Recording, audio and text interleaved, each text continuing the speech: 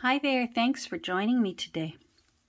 I have a flip through of a beautiful, sweet little journal that I made quite a while ago, but I was holding off on um, doing this flip through before I was going to put her in my Etsy shop because Canada Post has been on strike. It looks as though they are delivering packages within Canada. And so for that reason, and for a few other reasons, this journal, for the time being, will be available in my Etsy shop and available for shipping within Canada. And hopefully, very soon, things will get all sorted out and shipping will be opened up again. So for the time being, if you're in Canada, you've got a little jump start if you're looking for a very pretty journal from 1888. So she's an old girl, but she's beautiful. I've made a little wrap around for her from a piece of crochet, a little runner. I suspect it was meant to go on the arms of a sofa or a chair, an easy chair, because there were two of them pinned together at the thrift store when I found it. But I sewed some lace onto it and made a sweet little wrap for her. And I have been affectionately calling her Ada Jane. And so she needed a portrait on the front. I'm going to come in a little closer. There she is. And here you can see it has the original library sticker still on it. The original title was Nathan the Great, and it was, as I said, from 1888. And just a pretty little book. I've put a little bit of collaging on the back and a button, and then this carte de visite on the cover. It's a genuine antique carte de visite, and I imagined maybe that's Miss Ada Jane herself. And let's take a look inside. Bear with me because it's been a long time since I opened up Ada and had a look through. So I'm as eager to see her insides as hopefully you are. There are 196 pages in her, and she has 5 signatures. So she's 4.5 inches by about 6.25 inches, and she has hold on here, let's see, she has about not quite 1 inch spine, maybe 7/8, not quite 1 inch. And when we open up, there we go, Ada Jane's opening page. And I had this came in a goodie bag from a thrift store. Somebody had obviously taken it out of an article of clothing and for some reason had saved it. And it said, made exclusively for Ada Mackenzie Limited. And I just thought, well, isn't that perfect? And I've been saving it. Honestly, I've had this little label in with my odds and ends little Tupperware container for years. And that's how I think Ada got her name, Ada Mackenzie. And I think that just looks really cute there. And the opening is quite simple. Some very pretty marbled paper on the insides.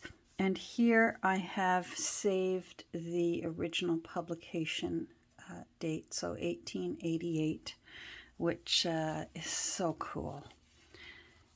And inside we've got some avocado lace paper that was tea dyed by Nancy over at Wishes and Weeds. And These two little items were on the original front page of the text block. And I don't know if it's coming through clearly, but I just had to save this little gentleman. He's buried in a book. It looks like he's in a counting house. It might have been appropriate for A Christmas Carol. An old guy with stacks of money behind him, or are they books? You know what? They could be books stacked behind him now that I look closer. And then, of course, the original numbers again for the library that are on the spine. You got to use those things when you get gifted pretty little things like that. Oh, and by the way, it has a hidden hollow back spine, so it will open up nicely for you and lay flat when you work in it. I always strive to make my journals to have lots of room for journaling space, or else your own creativity space. So, and this is really old lace. I wouldn't say, I would not, I don't expect that it's antique, but it's older than I would consider a vintage. It's old. This is from an old accounting book where the page you would find the accounting for that person that I have. So I used the letter A for Ada. And then this fussy cut is out of a Girl's Own Annual from 1888. So, or 1889. This little pocket I put into the center is made from 1940s wallpaper. And then there's a little journaling card inside with some lace.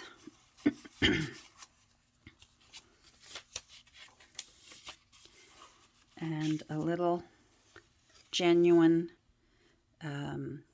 visiting card. Is that what they call them? When you're going to, a card of introduction, when you want to give that to someone that you're going to present it to them to, be invited to parties or things like that. And then I just used a little bit of collaging here from one of my books. And this little tab of sari silk is glued down, but I made it look like it's pinned down. So that pin actually could be removed if you wanted to, but I think that just looks really cute. Just like that. So it looks like Ada did it herself. Again, lots of journaling space. Here I've made a little flip out, another fussy cut from out of the Girl's Own Annual from the late 1800s. And I've made the hinge with sari silk. And here's a, oh, I guess I'd better come back out so that you can see. There we go.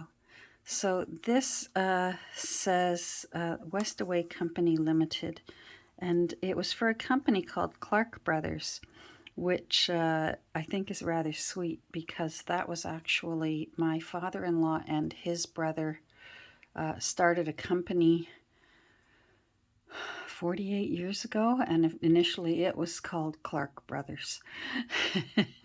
They've since changed the name to be more up with the times, but anyhow, but this one was, I get the impression, because I found a few things from this little company, that it was sewing machine parts. There's a little genuinely vintage paperclip here, and I put a little journaling index card in there, a little recipe card for you to journal on. And then I just, I didn't want to seal the envelope shut, and it wanted to flip open, so I thought, well, that's what paper clips are for, right? A little tea-dyed Beatrix Potter here. Let's move that. And then some more of that 1940s wallpaper. You can journal on the back. The Nathan the Great, this book was actually had several plays in it, and Nathan the Great was one of the plays. But this was another one of the plays, Emilia Galotti, that's in it. And I've written 1888 down there so that you will know that this actually was a page out of the original text block. This is from a reckoner, which is an old-fashioned kind of calculator, and it's from 1916. Here I've got some more, there's threads here. The threads have been knotted, so if you're not a a thread person, just trim them off and they will be fine. So it was sewn down, and then this little tuck spot of, I think that's Benjamin Bunny, or is it Peter? I'm not sure. The experts out there will know. And I made a tuck spot there to cover up the other side of the sewing. And then I just, you know me and my juvenile sense of humor, I just love ads for silly things. So if you've got piles, this was the cure. And, you know, you can get in touch with them if you need to. This is the page out of another book. I saved blank pages out of old books that don't get used for other reasons and just put them in. Here we have a little tab that fits on the top, but it's also a little journaling spot. So I just put that up there, again on a page from out of the original text block. So it makes a cute looking tab. And more of the Beatrix Potter. A little shipping tag that actually was made from, I don't like to waste any of my beautiful lace avocado paper from Nancy, so even the little offcuts get used, so that got sewn right into the signature. This was a sewing needle booklet, and the insides were gutted, so I took some antique ledger paper. I believe it's French ledger paper. It was gifted to me from Alice, and I lined the inside to make more journaling space inside. But isn't that beautiful? It's so pretty. It looked like something Ada Jane would hang on to and use. And again, some hand crocheted old lace along here. Lots of lace in here. A little fussy cut here of some Victorian reprint scrap. Victorian scrap reprint, whatever order is correct. Here's the first page from the poem after which the book was originally named, Nathan the Wise. And again, there's more handwriting down there from the librarian. I believe this is from out of a biography on Queen Victoria. I just thought, now is that a tuck spot? No, it just looked cool, so it got saved. A little original postcard. And it's being delivered within the city, so you just wrote city. And I have a few of my grandmother's postcards between her and her sisters from the early 1900s. And that you actually could address letters and envelopes like that if something was going to be delivered right within the city, that it got put into the mailbox. And you could just write city, and they knew that it wasn't leaving town. It was that street was somewhere in the city. Some tea-dyed paper that has the numbers up in the corner. I love numbers and corners out of books. This is another page out of that accounting directory. It's the lower half. It was long and skinny, so again, not wanting to waste when you cut up a page, make the best use of it. This is part of a guest book, tea-dyed guest book. And then there's a little tuck spot here from a Victorian calendar that was gifted to me. And here's some more leftovers of that antique ledger paper.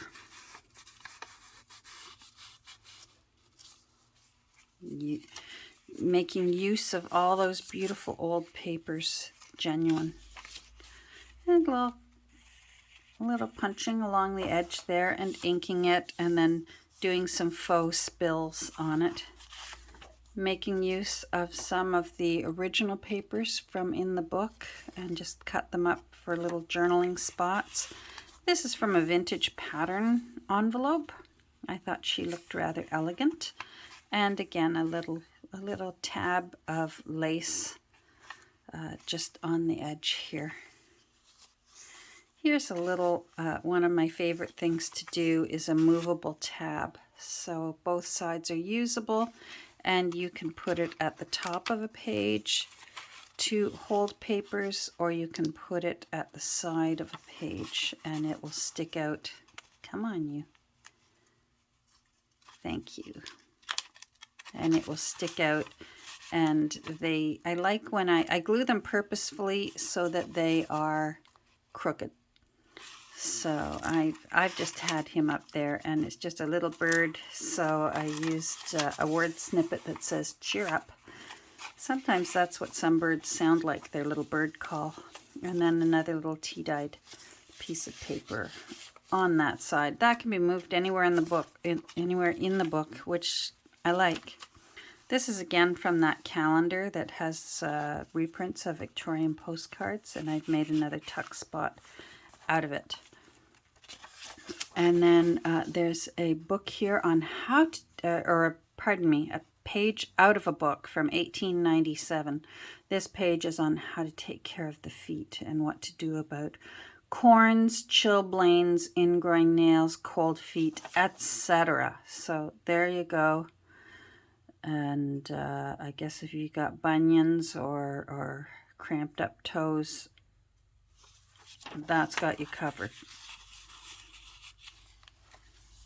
This is a page from, I believe it was some wrapping paper that had old doll patterns, porcelain doll patterns, German ones.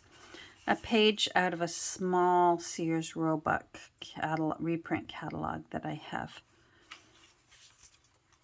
Maybe Ada was going shopping for a new hat or a new corset.